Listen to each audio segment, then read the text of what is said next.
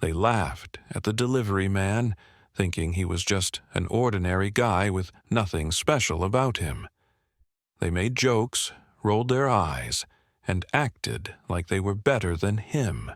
But what they did not know was that he was not just a delivery man. In a few minutes, the truth would hit them hard.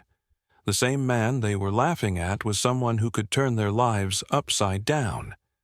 Keep watching. This story will shock you. Before we continue, tell us, where are you watching from? Jamal King was just a delivery man in the eyes of those corporate employees. He wore an old, faded uniform, carried a simple package in his hands, and kept his head low.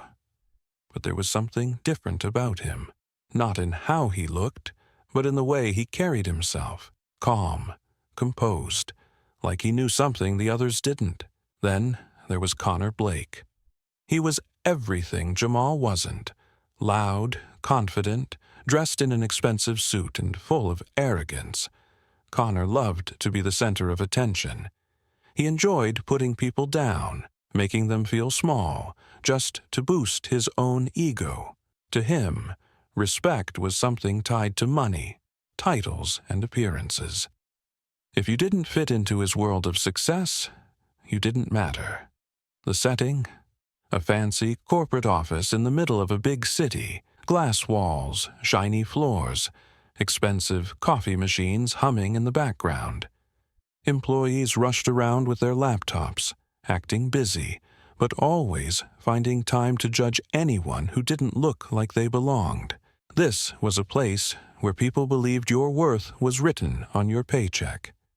But Jamal wasn't just another delivery guy. Behind that quiet face was a man with a story, a reason, and a secret that none of them could have guessed.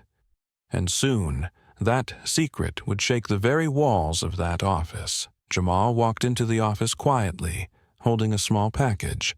His uniform was slightly wrinkled, his shoes a bit worn out, but his posture was straight, calm, and steady.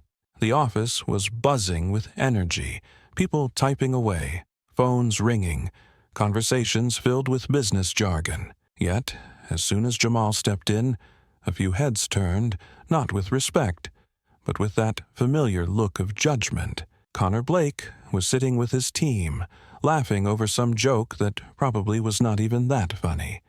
As soon as he noticed Jamal, his smirk grew wider. "Well, look who's here," Connor said loud enough for everyone to hear. "Did Amazon start hiring motivational speakers now?" The room burst into laughter.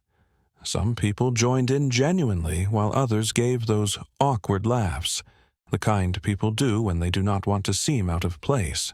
Jamal did not react. He just kept walking towards the receptionist's desk, quietly confirming the delivery. But the whispers grew louder. "Bet he cannot even afford lunch here," someone chuckled from the back. "Must be tough, delivering stuff for people who actually made it," Connor added, shaking his head with that arrogant grin plastered on his face. Jamal turned slightly, his face calm, his eyes sharp, like he was looking straight through them, but he said nothing. He just picked up the signed receipt and walked towards the door. Then something happened. Connor was not done. He stood up, holding his coffee cup, and with a smug voice said, "Hey man, do not forget to smile. You know, it is free." Another round of laughter followed, louder this time. Even people who had been silent before chuckled nervously, not wanting to stand out. Jamal paused at the door. For a brief moment, it seemed like he might turn around and say something. But he did not. He just gave a small nod and walked out. But the story was not over, not even close. 15 minutes later, the office was back to its usual buzz. Connor was still basking in the glow of his little performance, retelling the joke to another colleague as if it was the highlight of his day. Then Connor's phone rang. He answered casually, still smirking, not even checking the caller ID. "Connor Blake speaking," he said with his usual cocky tone. But as he listened, his face started to change. His smirk faded. His back, once relaxed against his chair, straightened. His voice dropped to a softer, almost hesitant tone. "Yes, sir." "What? The new vice president?" "Uh-huh. Arriving today?" His eyes darted toward the door Jamal had just walked out of. He hung up, but his hand lingered on the phone, his fingers slightly trembling. His face had lost all its color. The confident, arrogant Connor was gone, replaced by someone who looked like he had just seen a ghost. Before he could process what was happening, an email notification popped up on everyone's screens. Announcement: "Welcome our new vice president, Mr. Jamal King." Silence. The room that was filled with laughter just moments ago went dead quiet. The sound of keyboards stopped. Conversations froze mid-sentence. People exchanged confused looks, their expressions shifting from amusement to disbelief. Connor's face turned pale. He slowly turned his chair, staring at the email as if his eyes were playing tricks on him. Some employees gasped softly under their breath, while others just stared at their screens, not knowing how to react. Whispers started to spread, but this time they were different. Wait, Jamal King? Wasn't that the delivery guy? No way, that can't be him, right? Is this some kind of joke? But it was no joke.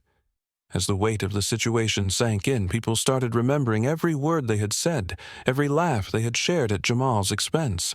The same man they mocked, the one they treated like he was invisible, was not just some delivery guy.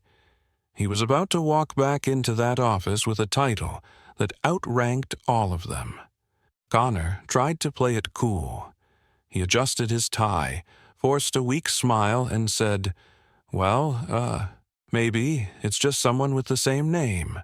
But his voice betrayed him. It lacked the confidence, the smugness he always carried. His hands were slightly shaking. Minutes later, the office door opened again. Everyone turned to look. Jamal walked back in, but this time he was not wearing his delivery uniform. He was dressed in a sharp, tailored suit.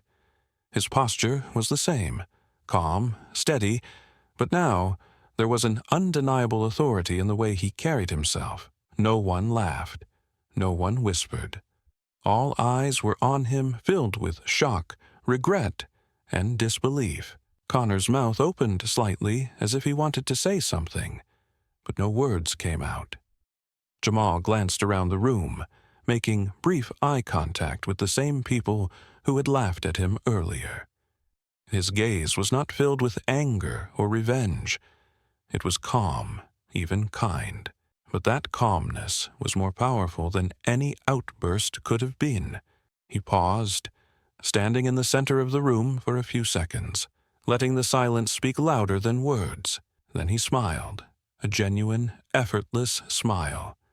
"Good morning, everyone," he said softly. That was all it took. A simple greeting from the man they had dismissed moments ago. The room remained silent, weighed down by the realization of their own prejudice. Jamal walked past Connor without saying a word, heading straight to the conference room where the leadership team was waiting. And just like that, the real story began. Jamal walked into the conference room with the same calm demeanor he had when he was holding that delivery package. But now, there was something different. His presence was commanding. The air felt heavier, and every eye in the room was glued to him. Connor was there too, sitting at the long glass table with the other managers. His face was stiff, trying to force a polite smile, but his nervousness showed. His leg bounced under the table, and his hands fidgeted with his pen.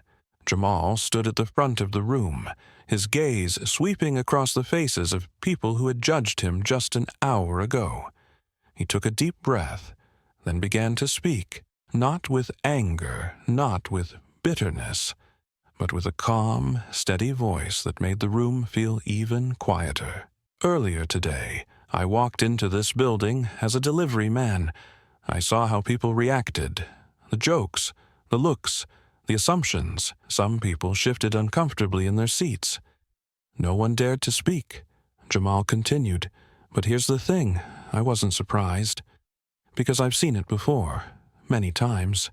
People quick to judge, quick to laugh, thinking they know someone's worth just by looking at them." His words hit like a punch, but he stayed composed. His eyes met Connor's for a brief second. Connor looked away. "I've spent years working hard, not just for a title, but to understand people. I wanted to see how they treat others when they think no one important is watching." You could hear a pin drop. Today, I was that unimportant person, and it taught me more than any business report ever could. Connor finally spoke, his voice shaky. "Mr. King, I didn't mean anything by it.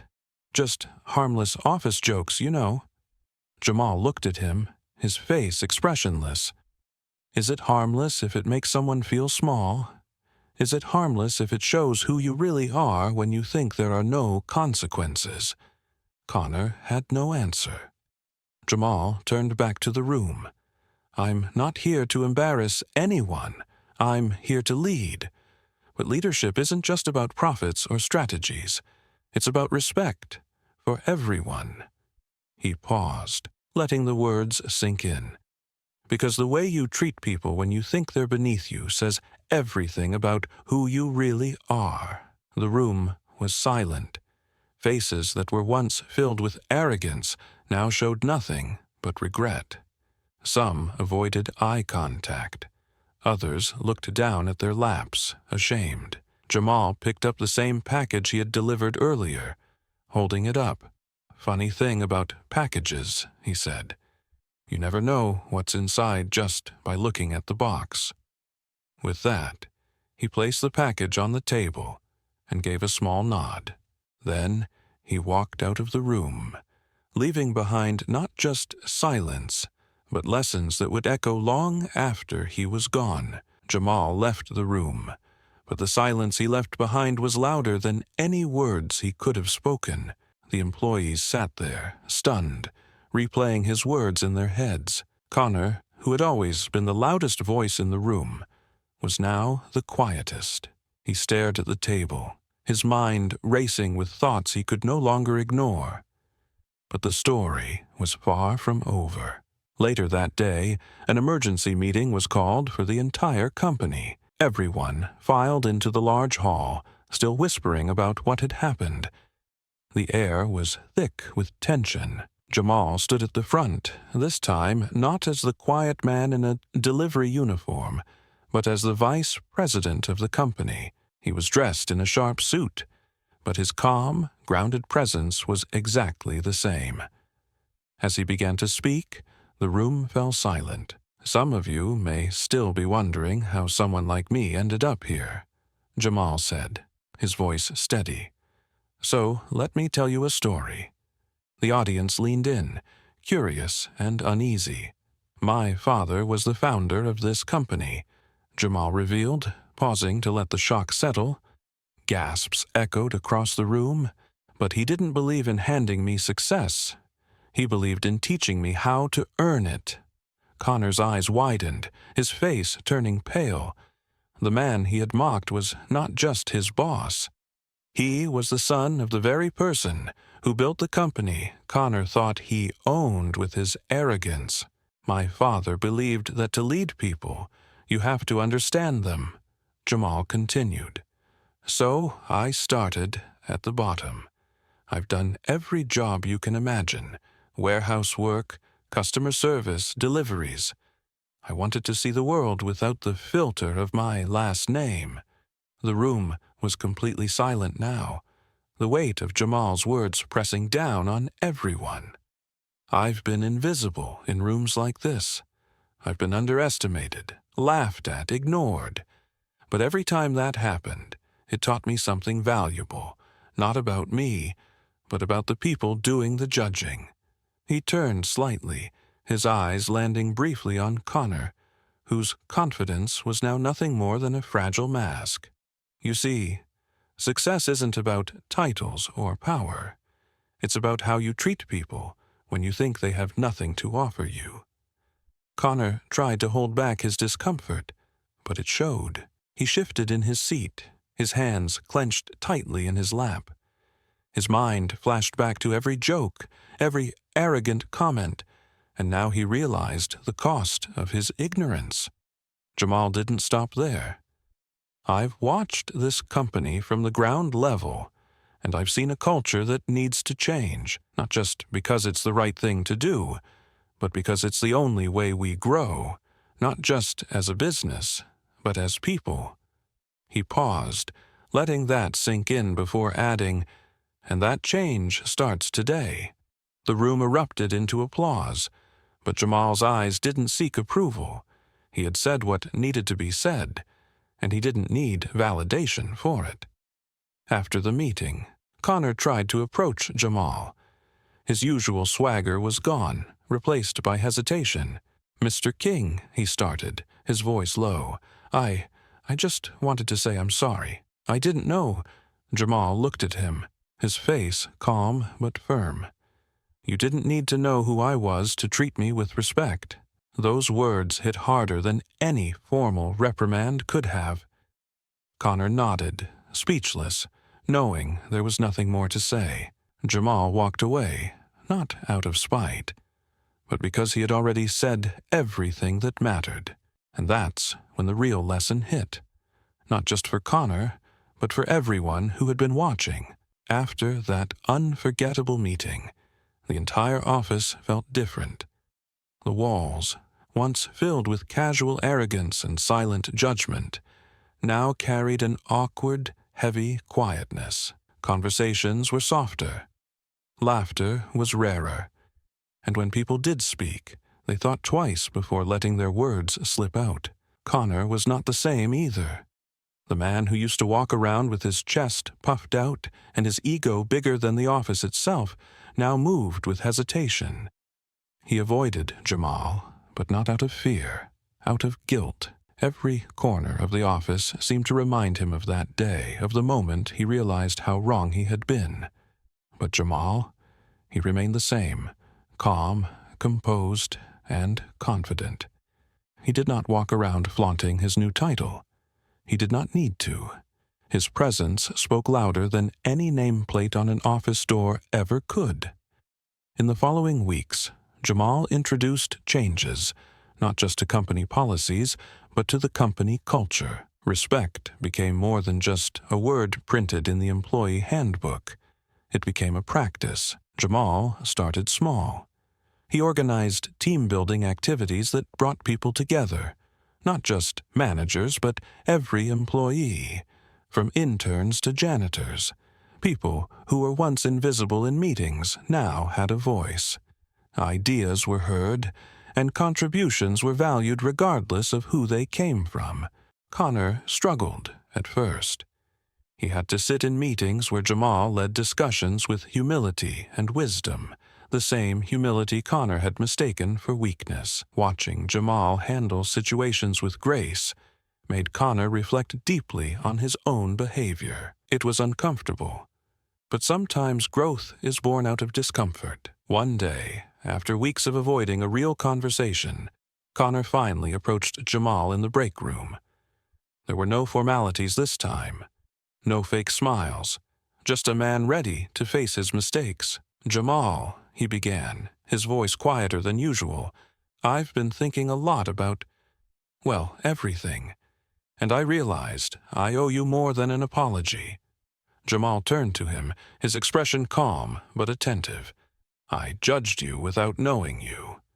Connor continued, his words stumbling out like they had been trapped for too long. "I let my ego get in the way. And not just with you, with a lot of people. I was wrong." Jamal nodded slowly, then replied, "Growth starts when you recognize your mistakes. The real question is, what will you do differently now?" Connor paused, taking in those words. "I want to do better. Not just say it, but show it." Jamal gave a small, understanding smile. "Then start with respect. Not because someone's important, but because they're human. That conversation did not erase Connor's past mistakes, but it marked the beginning of his change. Over time, people noticed. He listened more, spoke less, and genuinely tried to uplift others instead of tearing them down with jokes masked as harmless fun. The ripple effect of Jamal's leadership spread beyond the office walls. People carried those lessons home, treating strangers with more kindness, understanding that everyone carries a story unseen. And as for Jamal, he never sought revenge or recognition. His goal was never to prove anyone wrong. It was to live right, to lead with purpose. His quiet strength reminded everyone that true power does not come from a title. It comes from character, because in the end, it is not about who laughs the loudest in the room. It is about who leaves the room with respect, earned not through fear, but through integrity. Jamal's story was not just about climbing the corporate ladder. It was about something bigger, something we often overlook in our daily lives. It was about respect, about how easy it is to judge someone based on appearances, and how powerful it can be to lead with kindness, humility, and integrity. Connor's transformation showed us that growth is possible when you are willing to face your mistakes. It was not about perfection, but progress. And Jamal? He proved that real strength is not loud or flashy. It is quiet, steady, and rooted in character. Now let me ask you this. Have you ever judged someone too quickly? Or maybe, have you ever been on the receiving end of that judgment? Think about it. What would the world look like if we treated everyone with the same respect we expect for ourselves, regardless of their job, appearance, or background? If Jamal's story made you reflect, share your thoughts in the comments. What lesson did you take from this? Have you ever had a moment where the truth changed everything? Let's talk about it. Your story might inspire someone else today. And if you found this story meaningful, do not forget to like, share, and subscribe for more stories that challenge the way we see the world. Thank you for watching. Until next time, stay kind, stay humble, and never underestimate the power of respect.